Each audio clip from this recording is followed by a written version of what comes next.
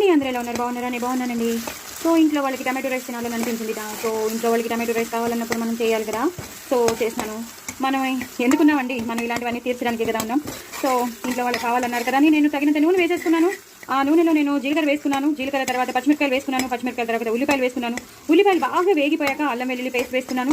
అల్లం వెల్లుల్లి పేస్ట్ బాగా వేగిపోయాక కొన్ని లవంగాలు, ఒక 3-4 లవంగాలు వేసాను. ప్లస్ బఠానీలు, టమాటోలు చూస్తున్నారు కదా. ఇప్పుడు నేను టమాటోని ఇలా మగ్గిస్తున్నాను. ఇలా వేసుకుంటే అయిపోతుందండి. ఇలా బీటప్ చేసినా అయిపోతుంది. ఇంకా నేను ఎక్కువ పచ్చిమిరకాయలు 3-4 తీసుకుని దాన్ని సగం చేసేసి వేసేసాను. ఇంకా వేరేవి ఏం వేయట్లేదు. పోపు సామాను అవేం వేయట్లేదు. అలాగే దాల్చిన చెక్క వేయట్లేదు. అలాగే మినపప్పు, శనగపప్పు కానీ కరివేపాకు కానీ ఏం వేయట్లేదు. జస్ట్ జీలకర్ర, కొన్ని లవంగాలు, కొన్ని పచ్చిమిరకాయలు, మంచిగా ఒక ఉల్లిపాయ ఫుల్ వేసాను. అలాగే ఒక పెద్ద టమాటో తీసుకున్నాను. అవన్నీ ఇలా బీటప్ చేసేసినాను. పసుపు వేసుకున్నాను. అల్లం వెల్లుల్లి పేస్ట్ వేసాను. ఇప్పుడు ఇక నుంచి అన్ని రెడీగా ఫాస్ట్గా వేసేయాలండి. టమాటో అంతా మగ్గిపోయింది, ఉల్లిపాయలన్నీ మగ్గిపోయాయి కాబట్టి తగినంత ఉప్పు, అలాగే నూనె మాత్రం మంచిగా వేసుకోండి. అలాగే కొంచెం కారం, ఎక్కువ వేయట్లేదండి, కారం తక్కువ వేస్తున్నాను. అలాగే కొంచెం గరం మసాలా, ఆ ఫ్లేవర్ వస్తేనే బాగుంటుంది కదా, అందుకని గరం మసాలా. ఇవన్నీ వేసేసి ఇలా కలిపేసుకోవాలి. చూసారు కదండి, ఇలా కలిపేసుకోవాలి.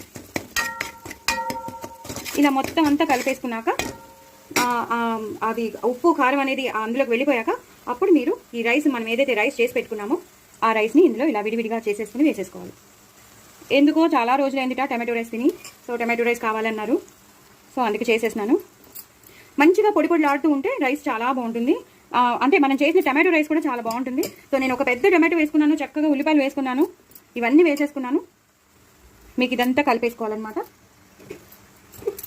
నేను ఒక చేత్తో తీసినాను, ఇబ్బందిగా ఉంది. బట్ ఆల్సో నేను మీకు షేర్ చేస్తాను ఎలా అయినా సరే. దీన్ని మొత్తం కలిపేసుకోవాలి. నేను మొత్తం కలిపేసుకున్నాక మీకు చూపిస్తాను. చూసారు కదండి, నేను మొత్తం అంతా కలిపేసుకున్నాను. ఈ టైంలోనే నేను ఒక 2 స్పూన్స్ నెయ్యి వేసేసుకుంటాను. నెయ్యి వేసుకుంటే మంచి రైస్ అనేది మంచి ఫ్లేవర్ వస్తుంది. అలాగే పుదీనా, అలాగే నా దగ్గర కొంచెం కొత్తిమీర ఉంటే అది వేసేసాను. సో కొత్తిమీర, పుదీనాతో ఫుల్గా గార్నిష్ చేసేసుకోవాలి. లాస్ట్లో వేయండి. పుదీనా మాత్రం లాస్ట్లో వేయండి. మొత్తం అన్నీ వేసేసాక లాస్ట్లో వేసేసాక సూపర్ టేస్టీగా ఉంటుందండి టమాటో రైస్. చాలా చాలా బాగుంటుంది. చూస్తున్నారు కదా ఎంత టెంప్టింగ్గా ఉందో. ఆ గ్రీనిష్గా ఆ బఠానీలు అన్నీ సూపర్ ఉంటుందండి. మీరు కూడా తప్పకుండా ట్రై చేయండి. నా ఛానల్ సబ్స్క్రైబ్ చేసుకోండి, సపోర్ట్ చేయండి. వెరీ టేస్టీ టమాటో రైస్ అండి. ఇంకా ఎంత బాగుంటుందంటే అంత బాగుంటుంది. పిల్లలు వదిలిపెట్టరు. హ్యాపీగా ఇందులో కర్డ్ వేసి ఇచ్చేసేయండి. శుభ్రంగా ఇంకా ఎలాంటి రైతా అక్కర్లేదు, కర్డ్ ఇచ్చేసేయండి, తినేస్తారు. నా ఛానల్ని మాత్రం సబ్స్క్రైబ్ చేసుకోవడం అసలు మర్చిపోద్దండి. బాయ్ అండి. చాలా టేస్టీ అయిన టమాటో రైస్. బాయ్ అండి.